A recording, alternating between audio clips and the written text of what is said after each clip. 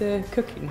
I got into cooking quite a few years ago. I was working in a job that I kind of didn't really enjoy. Doing what? What were you doing? PR sort of stuff. I was living in London and working in London, and with some lovely people, but I think I've got the kind of personality where unless I'm fully engaged in something, I have a tendency to sometimes be a bit lazy. Right, okay. So I don't think, the company was getting the best out of me and I was getting the best out of them.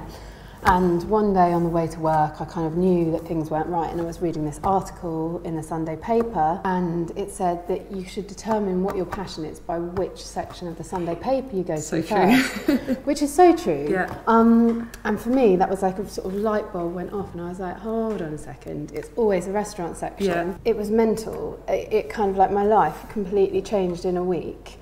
It was that Monday I was on the way to work. No mucking around. No, I emailed. I didn't email. What am I talking about? I went online and looked at cooking courses in London. And this thing popped up for Jamie Oliver's 15. Yeah.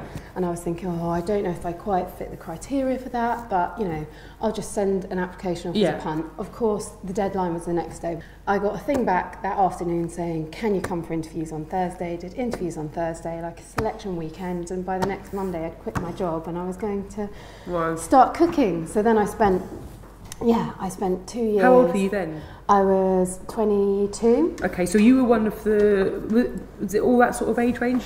Yeah, I was kind of one of the older ones. And right. Yeah, there were people from 16 up basically. Yeah. So then I spent 2 years kind of cooking at 15 and travelling to Italy and doing all these brilliant things that the kind of 15 programme. Yeah, I mean, it was kind of a dream come true, and we cooked in a kitchen, and there was kind of one chef per student. So every shift you went in, there was an amazing chef kind of teaching you how to roll pasta, or I'm jealous. Yeah, it was incredible. It was totally incredible.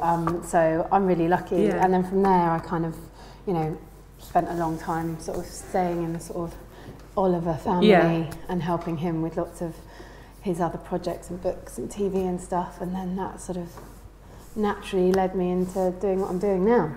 So Babe, tell me how you got started in food. Food was always something that I loved and was very, very much part of my life and what I enjoyed doing. But I got a job when I was 17 in a restaurant working front of house, and I worked front of house all the way until I was 26. Always in restaurants, always front of house, never in the kitchen. But restaurants is really where I felt at home, and that was always what I was doing. So I went from being a seater in a restaurant in Cambridge, which is like a hostess sort of position, in a restaurant where everybody else that worked there was full-time and really serious about their jobs. And I went from being a 17-year-old where a lot of my mates were working in clothes shops at the weekend or whatever, to being in a world where you're surrounded by people that are like really serious about what they're doing. And I was just intoxicated by that lifestyle and that being really fully into something like that. And I worked my way up until I was GM when I was 25.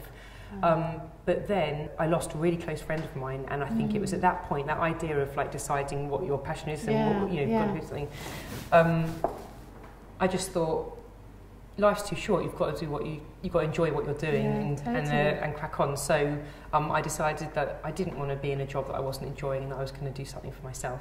And it was a Wednesday in February 10 years ago, and I went to where my cafe is in a business centre, and they were running courses there about are you thinking about setting up your own business?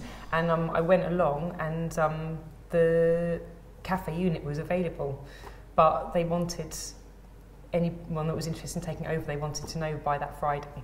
So I went from I think I might do something for myself to putting in my kind of proposal, and they said we want sample menus, we want your plans, everything, how you're going to do things. And my mum says to me now, you always wanted a cafe, but I don't remember saying that. But what I do know is that I was very, very clear about how I did want things and how I didn't want things, and I just started typing.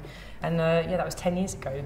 So I've taught myself completely. I've watched and learned for years working in restaurants and working with other people, and then just reading, watching food programmes on TV, completely taught myself. I have never wanted to leave food since I started. So it's where I'm happiest. That's your 10-year anniversary. Yeah. How did that feel? made me feel really old. It's like 10 years, oh my God.